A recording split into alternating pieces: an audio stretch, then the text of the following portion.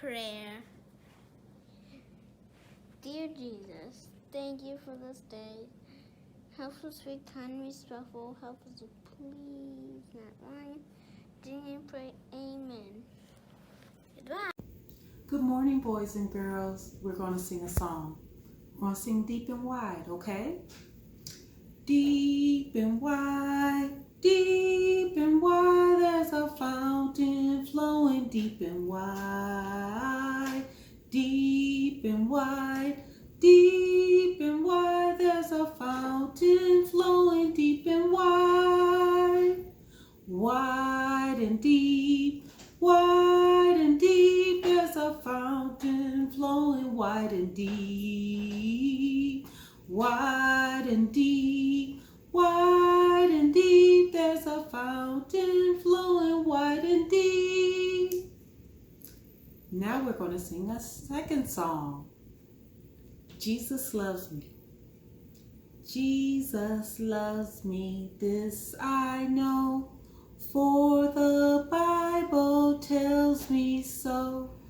Little ones do he belong. They are weak, but he is strong. Yes, Jesus loves me. Yes, Jesus loves me.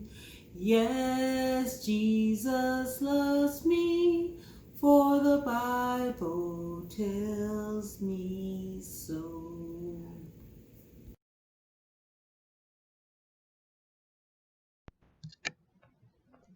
Dear God, why? Why do I have to be in timeout? It isn't fun being disciplined. Unfortunately, we all make mistakes.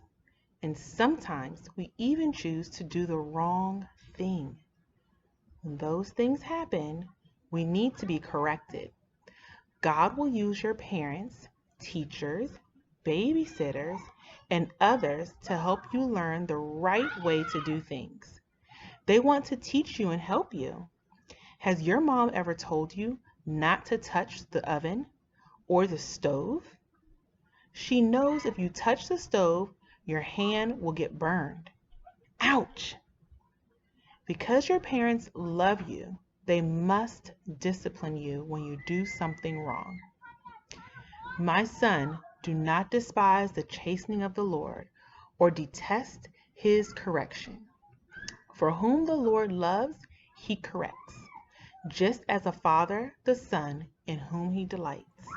Proverbs 3:11-12. So this story today should help us to understand why we have to sometimes be in timeout. Hello, boys and girls. Thank you for joining us for craft time. Here's the craft we're going to create today. You're going to need a pair of scissors, a glue stick, a pair of googly eyes, a black Sharpie marker or pen, some strips of colored construction paper, and a square of white cardstock. Let's get started.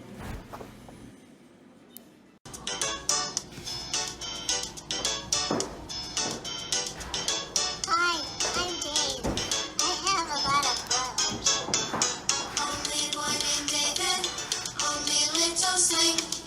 Only a boy named David, but he could pray and sing. Only a boy named David, only a rippling brook. Only a boy named David, but 5 hillstones he took. And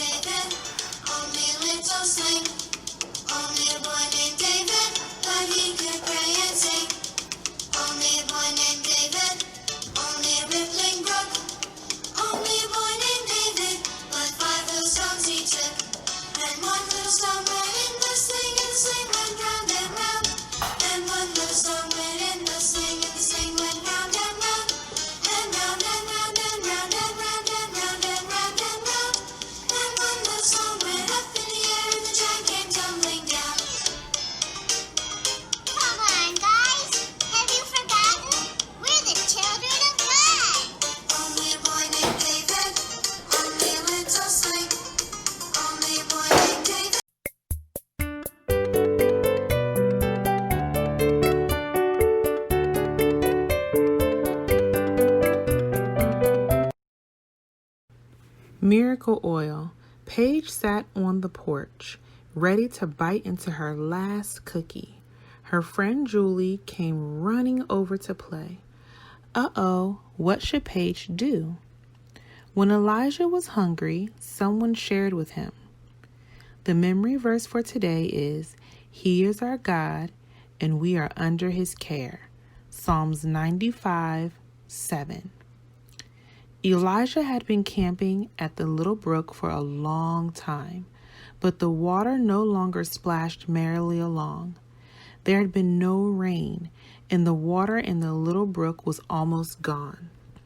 Elijah studied the clear blue sky, not a rain cloud in sight. He knew why. God's special people were still praying to Baal for rain. God wanted them to understand that He was the one who sent rain, not an idol. It would not rain until God said so. Suddenly, God spoke to Elijah. Go to the village of Zarephath, He said. A widow there will feed you. A widow is a woman whose husband has died. Elijah quickly started down the dusty road to Zarephath.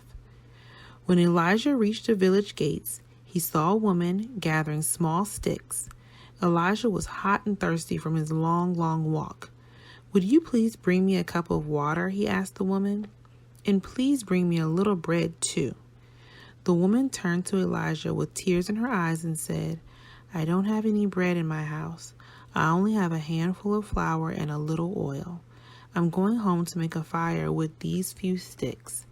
I will cook one last meal for my son and me. Then we will die, because we will have nothing left to eat. Elijah smiled at the woman. Don't be afraid, he said. Go ahead and cook the meal, but first make me a little loaf of bread. God promises that there will always be plenty of flour and oil in your containers, and you will not run out of food until He sends rain again, and new food begins to grow. The widow believed the words of the Lord, so she did as Elijah asked. She went home and began to cook. Elijah sat and sipped his water as the widow made a little loaf of bread for him. He watched as she measured the right amount of oil and flour. He saw her mix them together to make bread dough. Soon he could smell the bread as it slowly baked. What a treat it was to have a good fresh bread again. For more than 3 years there was no rain and nothing grew, but the widow's flour and oil never ran out. God had provided food and water in the past, and He would provide it now for Elijah and for the kind widow and her son.